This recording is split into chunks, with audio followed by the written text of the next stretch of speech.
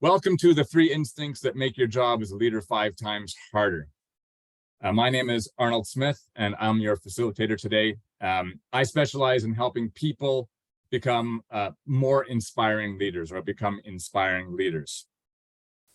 So one of the questions that I'm kind of obsessed with is, why is it that people don't do what they know to do? So you could ask yourself, like, why is it that you don't do what you know to do in order to get what you want? Many people want to be healthy, but they don't do what they know to do in order to be healthy. Many people, want to have successful business, but they don't do what they know they need to do in order to have a successful business. So why is that? And that's kind of the impetus behind what this webinar is all about. Understanding why you or people don't do what you know to do. I mean, for example, there's a mountain of evidence that creating a positive work environment increases productivity, reduces stress, fosters employee engagement, retention, attraction, generates more revenue, growth, and higher profits. So why is it that that isn't the standard, that isn't the norm? Why do so many organizations struggle to do that? Well, today's presentation will focus on the 3 instincts that generate automatic responses, responses that you don't need to think about, and that make your job as a leader harder. And it's a clue as to why organizations struggle to achieve this goal. So I focus on helping people be inspiring managers, and I do that with a program I call the Inspiring Manager Program. And this is taken from a piece of that. So there's 3 elements to being an inspiring manager. Number 1 is do no harm. It's really hard to influence the actions of another person when they feel like you have harmed them in some way, when they're angry with you. And so understanding how to make sure you're not doing harm, even accidentally, is critical to your success as an inspiring manager. Principle number 2 is influence well-being. Many people are dealing with their own misery, and when they're consumed by that, it's very hard to get them to buy into your initiatives, what you want them to focus on. And the last thing is facilitating growth. Our natural tendency is toward ease and comfort. So it requires something, often external to ourselves, to inspire us to take action that we wouldn't automatically take. Now, each of those principles is supported by 3 skills: advanced self-awareness, extraordinary listening, emotional mastery, and do no harm; meaningful appreciation, powerful encouragement, enabling productivity, and principle number 2, influence well-being. And the last one is no criticism coaching, clear expectations, and persuasive vision. Now, today's focus is on principle number 1 and the skill of self-awareness, the 3 instincts that influence our actions. So hopefully by the end of this presentation, you'll become more aware of what is maybe hidden from your view that is influencing your actions. And it's really important. Consider this quote from Claire Hughes, who is a former VP of Google. It was the number 1 skill that she looked for in interviews, but it was rarely found. And why is that? Because self-awareness, a self-aware person, can grow into the kind of person a company wants to hire, a company wants to have part of their organization. Someone who is not self-aware, their personal growth or their ability to grow as a person is impacted. Now, you might think you're self-aware, and you in fact may be, but in a 5-year study by Harvard Business Review, they found that 95% of people think they're self-aware, but only 15% actually are. It is not a simple thing to do, being self-aware. So hopefully this presentation, I keep saying hopefully, I'm committed that this presentation has an impact on your overall self-awareness. And it's important because as a manager, you have incredible demands in your time. First of all, you're expected to be an emotionally intelligent and empathetic leader. You're expected to be inclusive and make your team feel connected. You're expected to be psychologically safe. You want to make sure you keep people happy and motivated. You need to foster continuous improvement. You need to make sure no one leaves. And you need to personally stay happy, healthy, and motivated. Oh yeah, and often you might need to do all the work you were doing before you became a manager.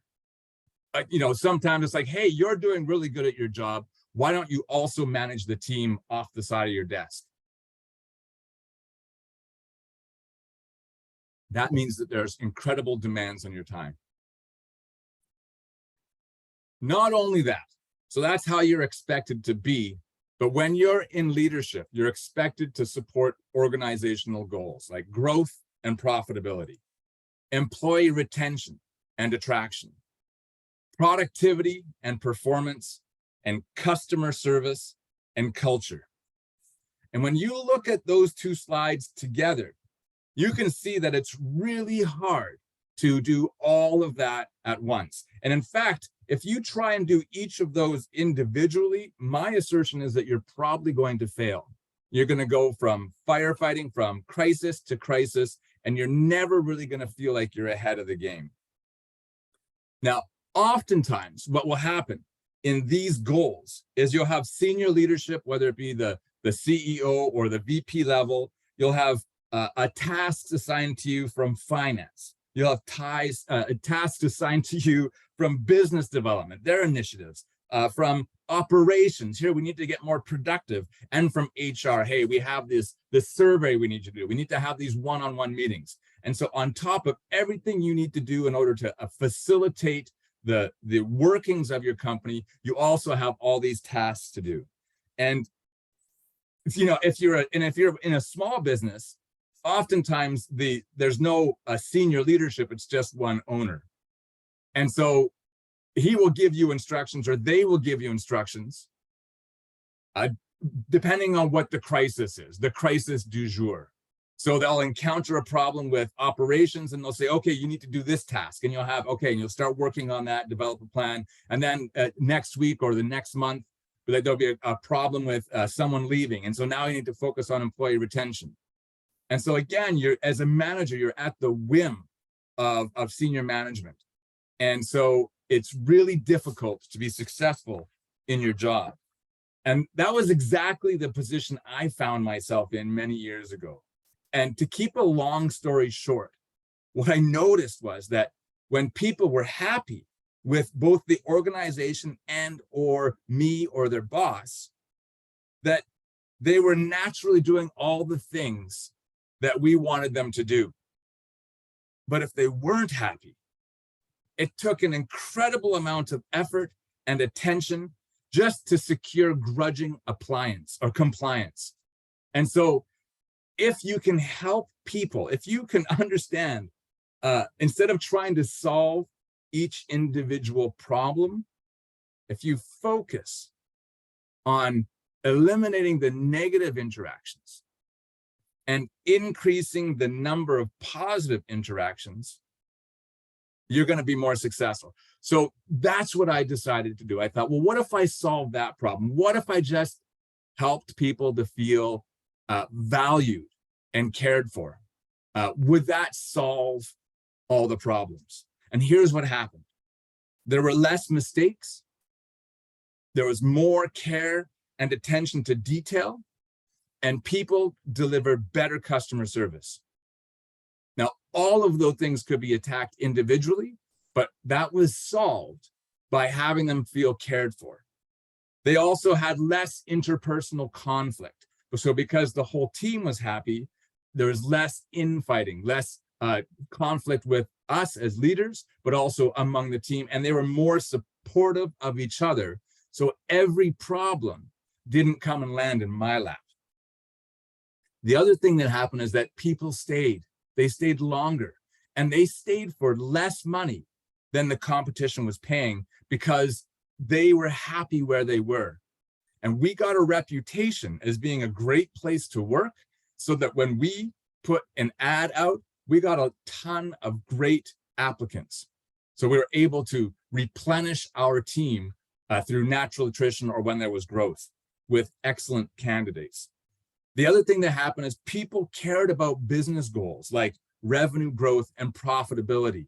People weren't wasting paper, or they would be interested in those initiatives. They would make referrals like, hey, I met this realtor at a party last night. He might be a great referral source for our firm. So when we did all those things, all these goals were met. And yet, often we're directed to focus on each one individually. And that's a problem. Now, of course, there are specific tasks associated with each of these goals. It's not like that it magically solves all those problems. It does need some specific effort on how to do those things. However, that is usually not the biggest barrier. So it seems simple. Have people feel cared for and valued, and your organization will be successful. So why isn't that more common? Why is it so rare? Well, one of the clues is that it's actually harder than people think it is. So the happy relationship ratio, and this goes for both relationships at work and at home, as you'll see in a moment, is 5 positive interactions for every 1 negative interaction. The reason for that is our brains, our minds, give more weight to negative interactions because we want to avoid them. And that goes right to our instincts, which we'll talk about in a minute. And so you need to have 5 positive interactions for every 1 negative interaction. So when you can eliminate the negative interactions, it makes your job 5 times easier as a leader. And that's where that came from in the title. If you can eliminate some of these negative interactions, your job, you don't have to do the 5 positive interactions. It makes your job so much easier. And what you'll learn in this webinar is that these instincts, these survival instincts that are create default behaviors, often lead to accidental negative interactions. And when you can become aware of those and eliminate those, that's when your job as a leader will become easier. And it's also why it's so hard, because what's driving these default behaviors is our survival instincts. And so for most people, those aren't going away. And so you need to figure out a strategy for overcoming them. This is just a business example for that same ratio. I'm going to take a drink of water. Again, from Harvard Business Review, I find they do great work in terms of understanding organizational excellence. So what they found is top performing teams had a ratio of more than 5 positive comments for every criticism. And that has a profound impact on your organizational success. Now, I really like this study because it was over an 11-year period and it had over 200 companies in it. And look at these results. For the firms without performance-enhancing cultures, revenue growth was only 166% versus the 12 with had 682%. But look at the net income growth, 1% to 756%. If you focus on net income growth without having this positive culture, you're going to struggle to get to the 756%. But when you have everybody delivering their discretionary effort, that kind of growth becomes possible.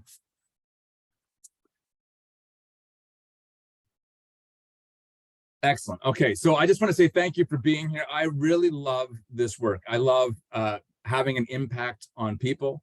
I'm committed that my efforts today will have a profound and lasting impact for you, for not just today, but for the rest of your life. So I want to talk about how you can participate so that you can achieve that result from your time here. Everybody's time is precious, and I'm committed that your time here is valuable. So I like the FAST method, which means forget what you know. Just come with, as the Buddhists say, a beginner's mind. Be open to ideas instead of saying, I know that already. See what you can glean from what I'm saying. A stands for actively assign what you're learning to your own life. See how this applies. So that is a concept out there, but how does it apply to me in my life? And it might be on a personal level, or it might be in business. So it could go either way, but ideally you want to look at how does this apply for me and my relationships. You want to make sure you're in a good state. That's the S. So state, you want to just be quiet, in a quiet space. You want to be focused on this presentation, on this information, and be open to learning and to bring it in. And the last thing is, I would suggest that if there's something that you really like, write it down and then teach it to someone or share it with someone else. When you share something that you learned today that made a difference for you, it has a greater likelihood of that staying with you for a long period of time. So that's the FAST model for participation. Now, I also want to acknowledge that I'm on the unceded territories of the Coast Salish peoples, and specifically the Kakite First Nation. And personally, with regards to reconciliation, I believe that when we as a world can adopt the traditional approach to managing our relationship with the planet, then many of our climate emergencies will be settled. And so I'm a stand for that happening in the world. All right, just a few things about me. I know you're not here to hear about me, but I've spent over 20 years in various leadership roles. I've got experience as an employee. I know what it's like to be a manager. I've been the executive director of a not-for-profit, and I'm a business owner. I've been a business owner. I know what it's like to pay the salaries and be the one paying the bills. And I'm telling you, that changes your perspective. Number two, I specialized in my career in culture transformation, creating places where people love to work, people development, having people go from just helping people be more effective in the role, and service excellence. How do we ensure our customers have the best experience possible? I have experience in many industries, professional services, hospitality, construction, not-for-profit, entertainment, technology, and health and wellness. So I have a broad spectrum of experience to choose from in order to help my clients. And the last thing is, I developed a software. That was Connection Apps, Inc. I developed a software that helps people take action. The problem that I saw was, no matter how good the information was and how moved people were by the information, if they didn't take action, nothing happened. And so I wanted to develop a software that actually helped people not only learn new things, but take action. So that's what I did.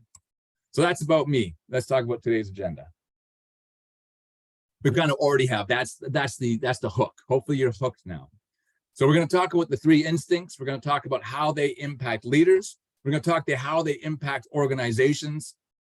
And then I'm going to give you a model for how do you battle your instincts? How do you conquer those instincts for yourself personally?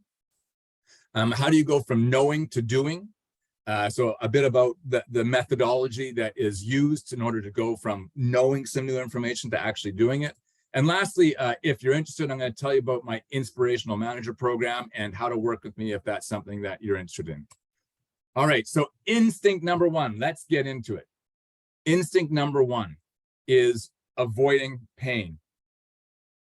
Now, I define an instinct as something that happens automatically without any kind of conscious thought, and avoiding pain meets that criteria. When you touch something sharp or put your hand on a hot surface, there's no gap between you moving your hand away. That is absolutely an automatic response. And so that automatic response creates a default response, a default behavior. And our minds, now remember the 5-to-1 principle, our minds remember pain. And so they train us how to act, how to react when we experience pain. And so a lot of our default behaviors, being defensive when we're criticized is a good example, come from us wanting to avoid pain. And that has a big impact on how you lead. Now, it's not always a straight line. And so hopefully what I will present to you today will help you to understand how this survival instincts impacts how people lead. And with that knowledge, you may have more compassion for yourself, for your leaders, and also for people struggling to change their behavior. Now, regular humans, most people really just are ruled by these instincts. But as a leader, you're expected to be more effective. And the more successful you are at overcoming these instincts, the more successful you are in life and in your business and as a leader. So how does it affect leaders? Number one, you're unwilling to consider anything that conflicts with your view of who you are. So we have this, in order to feel safe and secure, we build up this identity of who we think we are. And oftentimes it's accurate, and we fight hard to keep that alive. But when something happens that is contrary to who we see we are, it can be really painful. It's hard to see how we may have caused pain for another person, or we have, because of our actions, we've created failure. And so because of that, oftentimes we're unwilling to look at areas of our lives that, or areas that are weaknesses, that are not who we think we are. That causes pain, and so we don't look. The other thing that happens is you're unwilling to be vulnerable. So first of all, you don't look, but then you're also not willing to be vulnerable with someone else. And that has an impact as a leader. There is no courage. This is a quote from Brene Brown. There is no courage without vulnerability. And as a leader, courage is required. And so when you're willing to be vulnerable, it comes from the Greek, the ability to be wounded. And so it really goes to the survival instinct that when you make yourself vulnerable, you're making yourself open to be in pain. And so if we're not overcoming it, then we won't be vulnerable. The other thing that happens is we avoid difficult conversations. Everyone has probably had the experience where they had a conversation, they gave some sort of feedback, and it didn't go the way they wanted it to go. Well, that is painful. And so if we imagine that pain in the future, when we start thinking about having a difficult conversation, our minds go, no, that's a bad idea. And so we don't do it. The other thing that is very interesting is often we will not ask directly for what we want. So we want to avoid rejection. Rejection is painful. And so oftentimes that will look like hints or coercion or suggestions rather than just direct requests. And as a leader, all this has an impact on your organization. So how does those behaviors as a leader impact organizations? And so you can see the stepping stones, the progress of how that happens. Number one, as a leader, when you're not willing to lead by example and admit mistakes or weaknesses, others are less likely to do so. It won't feel safe for them to do so. And so then performance doesn't improve. The other thing that happens is when you are not able to be vulnerable with your struggles or your challenges, again, that's the example that people follow. And so then if they're struggling with mental health, they're feeling stressed, anxious, overwhelmed, maybe depressed, they're going to hide that. They're not going to share it openly. And then what happens is that doesn't get solved in the early stages where it's easier. It festers until it becomes a crisis. And then you're dealing with potentially sick days, you're dealing with potential breakdown, additional conflict, all those kind of things. So all this comes from how leaders show an example, because that will be the default behavior for most people. And when you don't overcome your natural instincts to avoid pain, then others won't do it either. The other thing that happens is problems won't be brought to the attention of leadership. So again, It is because of the reaction, of the negative reaction, people will keep those problems to themselves. And sometimes those problems can be solved easily by a manager or a leader, but there's a fear that it's going to have a negative reaction, and so they won't bring those problems, and then that problem can become much bigger than it needed to be. Oftentimes there is unresolved conflict because of the desire not to have difficult conversations, and undesirable behavior like bullying, bigotry, laziness, and harassment persist. It's all because of our instinct not to have those difficult conversations. And again, at the end, I'm going to talk about how do you overcome that, because it's so important. All this leads to more sick days. It can lead to quiet quitting, where people just don't feel happy. They won't work as hard, a lack of discretionary effort, and then ultimately employee turnover. Less people will want to work there, or they'll want to move on. So it has a huge impact on your organizational success, like we talked about at the beginning. So instinct number two. Instinct number two is the drive for efficiency. Now let me just explain that a bit further. In biology, we are always trying to conserve the amount of energy we use so that we can survive longer. It is, we know we have this much energy. It's why we store fat. It's because we are worried about a future famine, and so we want to conserve energy as much as possible.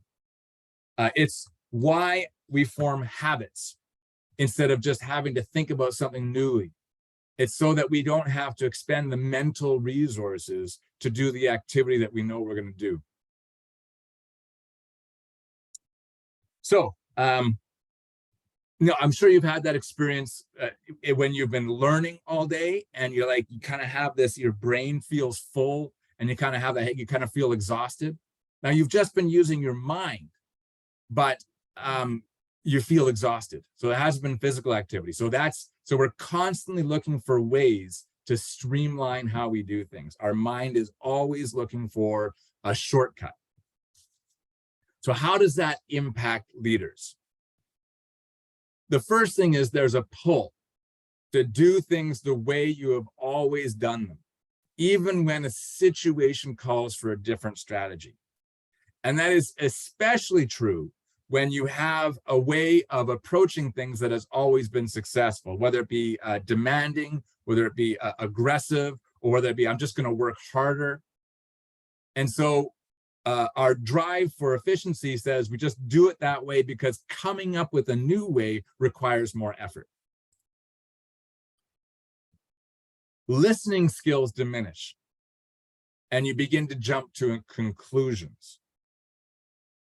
Listening is often described as one of the most important leadership skills.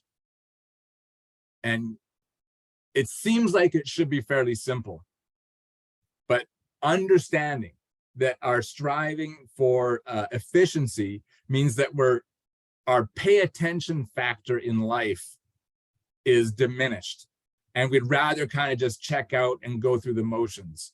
And that goes to listening as well. Extraordinary listening, where you listen not just for the words that are being said, but the intention behind the words, for the energy or the emotions that are impacting the person. When you have that level of listening, it requires all your attention. And if you're not really paying attention, you get the first part of the sentence and you jump to what they're going to say, and you might interrupt them. So our striving for efficiency means we do that. Now, that's not always a bad thing, but you have to understand that this impacts our ability to listen extraordinarily or like a leader. There is a pull towards condemnation. Let me explain what that is. Condemnation is when you assign an action as a behavior trait.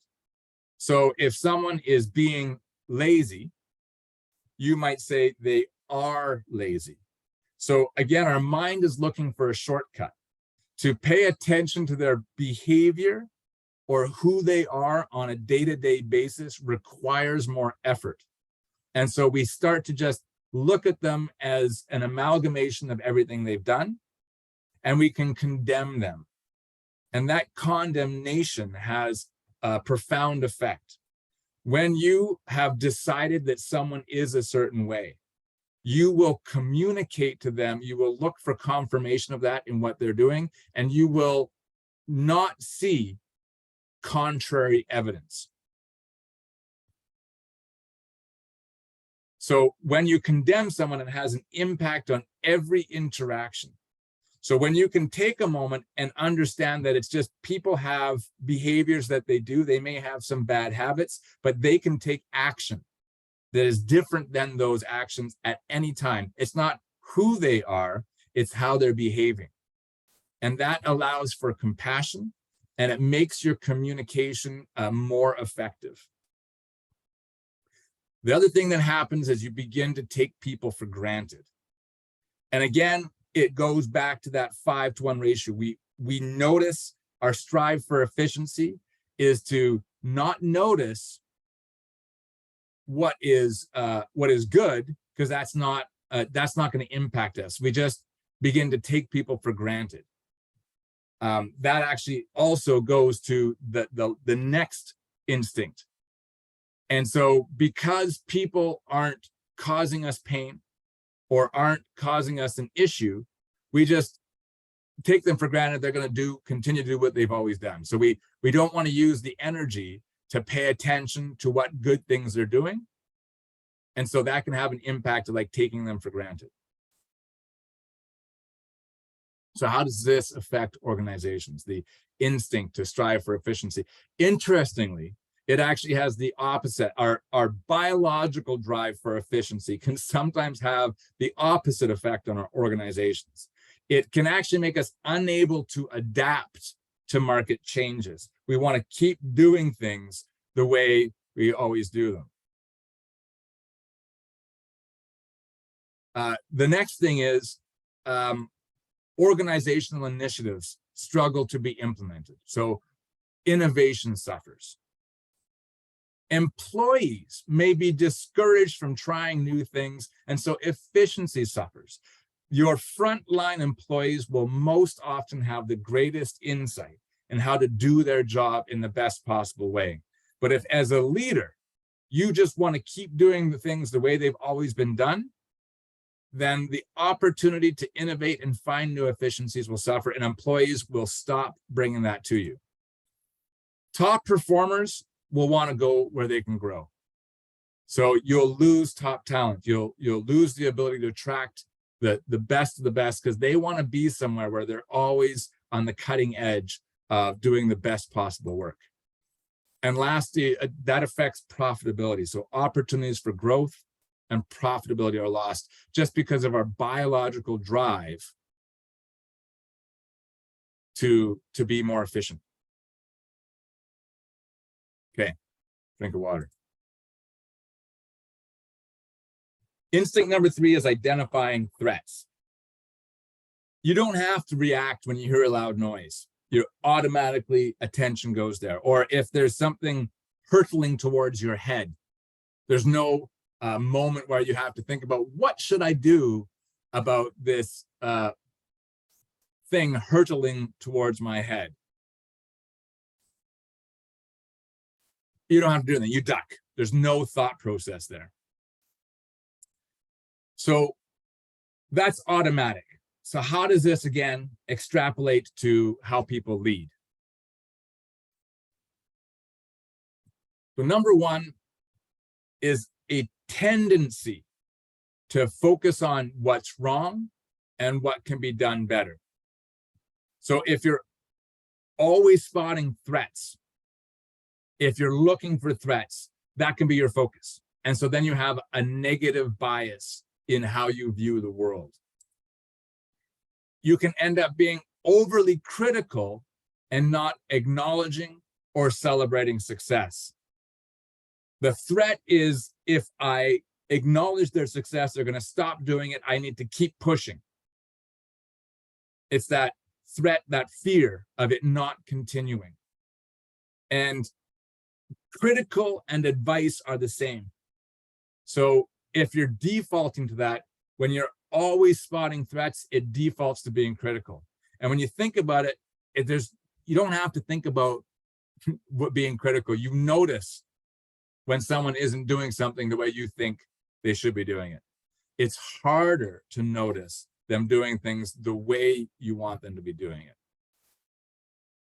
This can lead to leaders overworking and continuing to push yourselves, kind of like being a workaholic, because they're always worried. They can see the problems, they can see the worst case scenario, and so they keep working. And lastly, you can struggle to really trust your employees and your team, and that can lead to micromanaging. You can see how they're doing it now and how that's going to impact performance, and so you micromanage their behavior. And of course, that leads to a lack of trust on their part and a lack of trust on your part. So how does this affect organizations? Number one, the positive relationship ratio is off. When you are critical, it creates a negative interaction. When you are pointing out what's wrong, it creates a negative interaction. Even if you're giving advice, well-intentioned advice, it can occur as criticism, and it will be a negative interaction. And that can lead to increased conflict and resentment. When the ratio of negative interactions is higher than positive interactions, it leads to what's called a negative forming Markov state. And that means you easily fall into arguments and disagreements, and you have a hard time getting out of it. And now from a leader-employee perspective, they might not say anything. It might not look like a verbal disagreement, or it may not look a verbal argument. Like they're not going to say it out loud. They'll just have it all going on internally. And you will never know. You'll kind of get a sense that something's off, but they won't say because it's too risky. They're not willing to do that. Go back to instinct number one. So eliminating some of this criticism can go a long way to helping be more successful as a leader. People feel like they can never do enough. So when you're always focused on what's wrong and what could be done better, it just exhausts people. They're like, well, I did this, and you're still finding a problem. So there's no celebration. And so their motivation can decrease. So if people are unmotivated, look to that positive ratio. There's increased stress and risk of burnout. We want to feel like we're getting ahead. And when we don't ever feel like that, it increases our stress and it leads to a risk of burnout. So we'll always have this anxiety, did I do enough? And when you live in that world, it leads to all kinds of health issues. Stress is associated with all the top 7 leading causes of death. So it's not a little thing. Now, obviously that doesn't happen immediately, but when you're in a stressful environment for months, years, then it has a profound impact on your health. This goes to the overall vibe.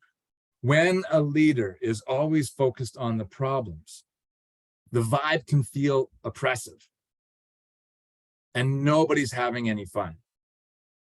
And when people are enjoying themselves and having fun, cognition improves, people want to come to work, there's less reluctance, they become more productive. So finding a way to insert fun into your organization has a big impact on productivity.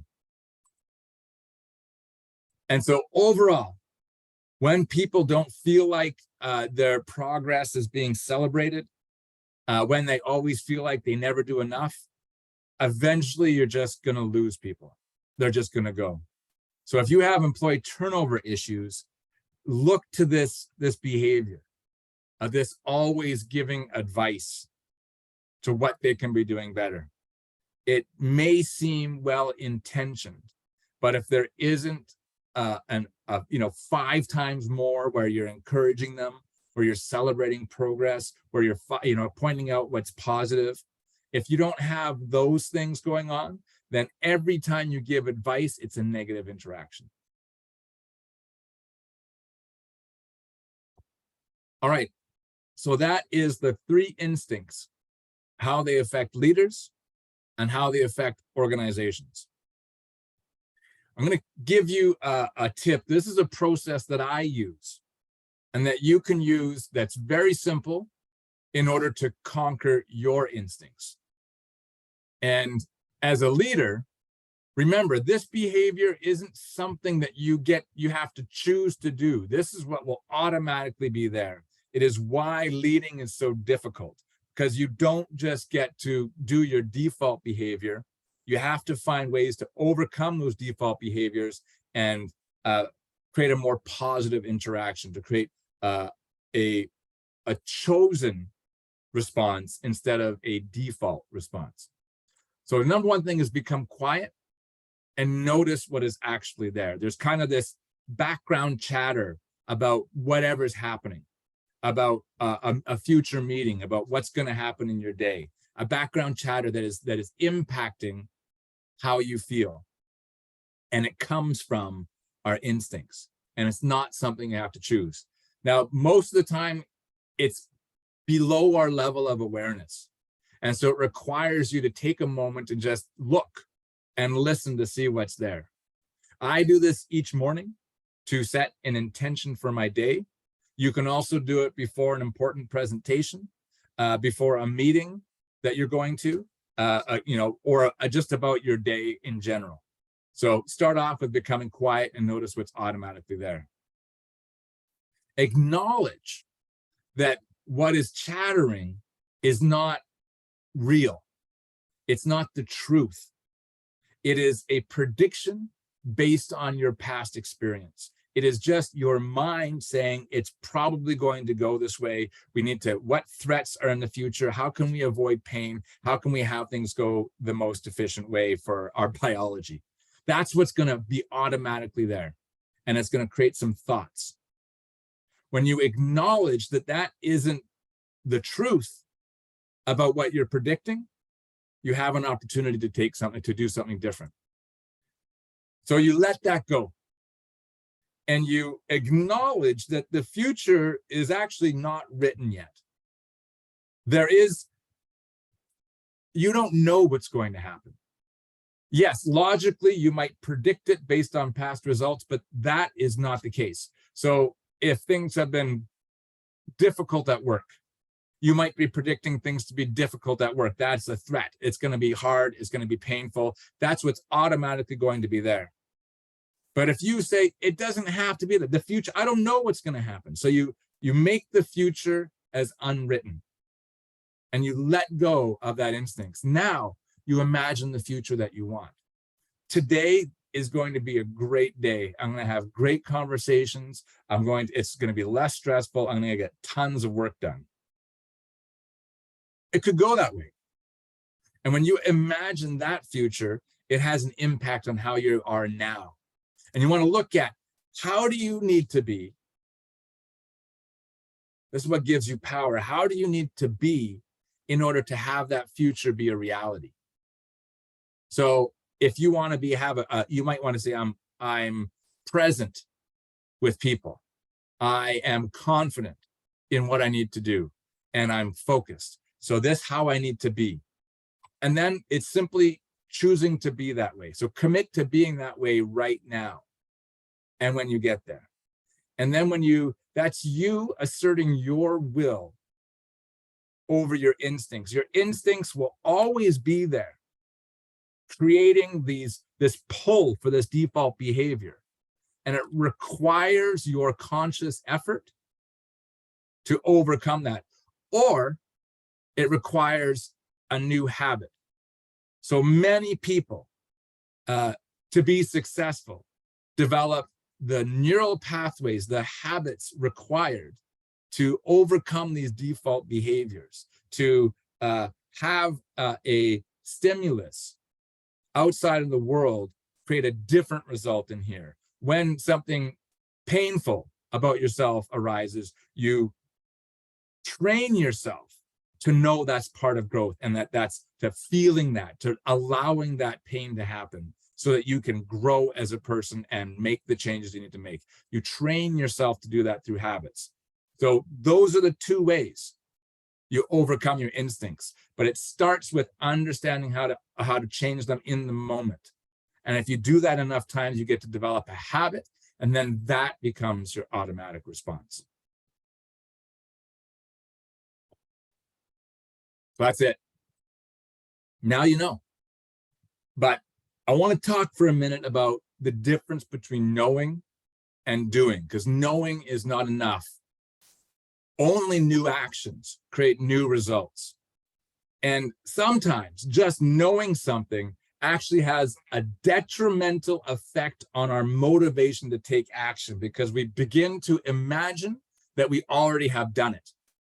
And then so our motivation to take action decreases. So how do we help people take action? The traditional program model is to have a ton of information, have a lot of new processes and systems, lots of time. And then if you want support, it requires expensive coaching, that one-on-one coaching. Now, that is absolutely effective. It is one of the best ways to change behavior, is when you have a coach helping you see what's initially hidden from your view. And as a leader, that's a big role. That's a big part of your role.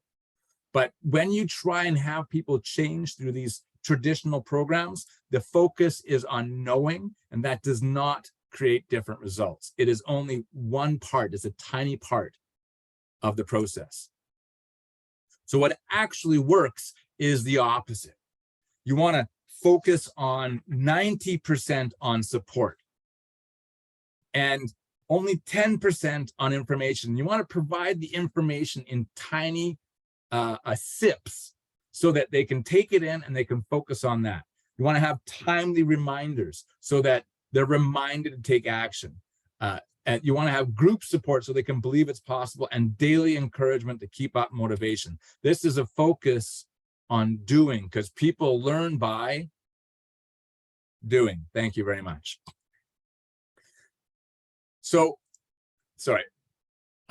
This is the Fogg behavior model, and BJ Fogg is an author and of a book called Tiny Habits. He's been a Stanford professor and studying behavior for the past 30 years.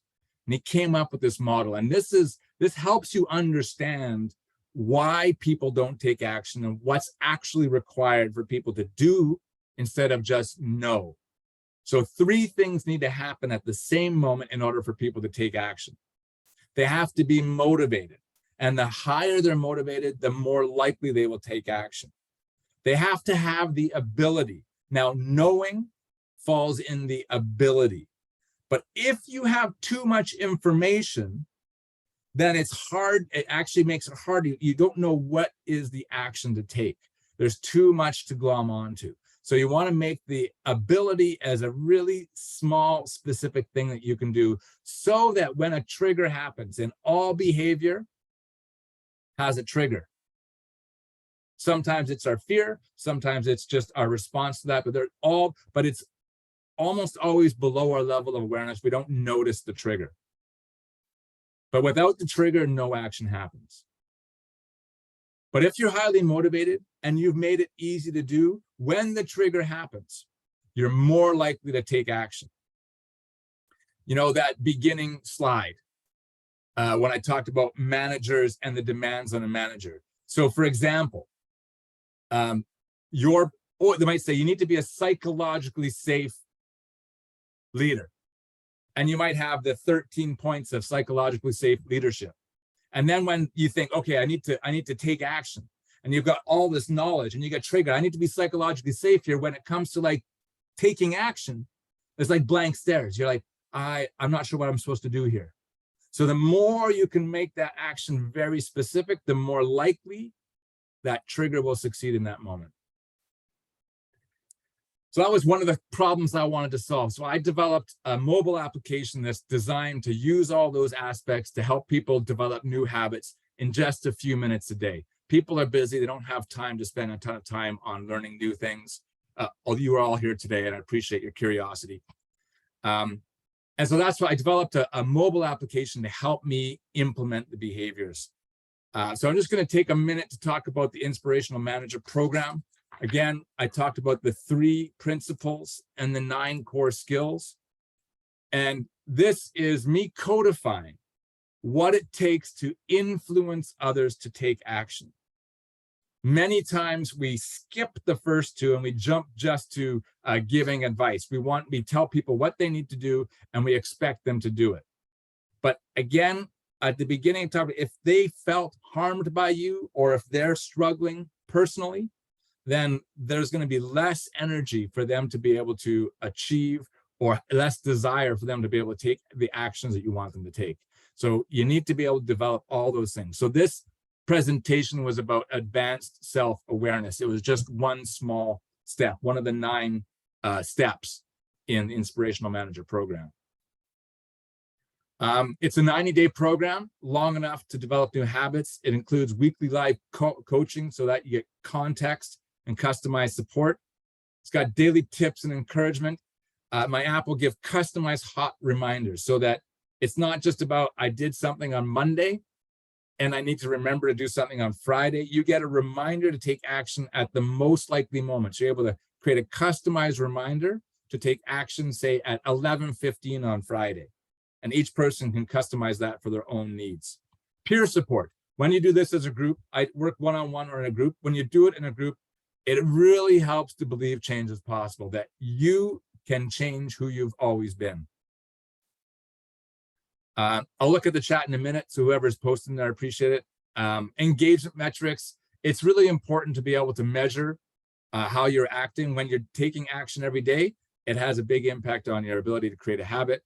And progress celebration. Most of the time when we're trying to do something new, we focus on, instinct number 3, which is identifying threats. We see how we're not doing it the way we should be doing it. That creates a negative association with your new behavior, and it is antithetical to habit formation. Habits form when you crave the reward of success. So the program, what you expect to achieve is you're going to have an understand and integrate the 9 core skills. You're going to have improved mental health personally. So when people go through the program, they feel better as a manager. You're going to be skilled at positively impacting the mental health of others when your team is feeling good. I demonstrated at the beginning, then the other results start to happen. You're going to reduce unwanted employee turnover. Managerial behavior accounts for 50% of all employee turnover. Increased emotional intelligence and empathy, emotional mastery. You're going to have increased comfort and effectiveness with performance conversations. You're going to understand how to standardize both your personal and organizational expectations. And you'll learn how to create and communicate an inspiring vision, a way of speaking that creates an urge in another person to act on your vision. That skill is really important for leadership. So the pricing, if you work one-on-one with me, it's $3,000. If you're going to get a group of people, so if you say, hey, buddy, let's do this together, each additional person is $750. So the more people doing the program, the lower price per person. That just accounts for my time. If you want to pay monthly, you can do that. It's an increased 10%. And then if you want me to do it in person, then travel time and expenses, parking or whatever are on top of that price.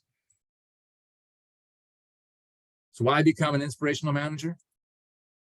First of all, it's personal satisfaction and happiness. It's a highly marketable and transferable skill. You become the kind of person that every company wants working for them. You earn more money. When you understand how to have people focused on delivering more value, your value increases. You will become the kind of manager that people will remember their entire life. They'll look back and say, oh, I loved working with you. And you'll create lifelong relationships. You'll have more influence, not only with your team, but also with senior management. And the cost is that a loss of health, income,